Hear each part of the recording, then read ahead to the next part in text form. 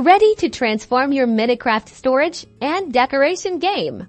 Creating your own armor stands is easier than you think, and it all starts with gathering the right materials: smooth stone, sticks, and a crafting table. First, we need smooth stone. To get this, you'll need to smelt cobblestone in a furnace. You can gather cobblestone by mining near the surface or underground. Then, you'll need to smelt the cobblestone in a furnace using a fuel source like coal or wood planks. Next up are the sticks. Sticks can be crafted from wood planks. Any type of wood will do. The crafting recipe requires 2 wood planks placed vertically in the crafting table. Now for the crafting table, place a smooth stone in the center and surround it with sticks on the left, right, top, and bottom. You will then be able to obtain the armor stand.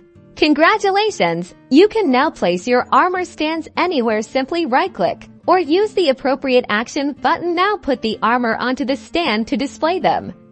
Customize them with items such as arms and a base plate to make them truly unique. Enjoy your upgraded storage and decoration.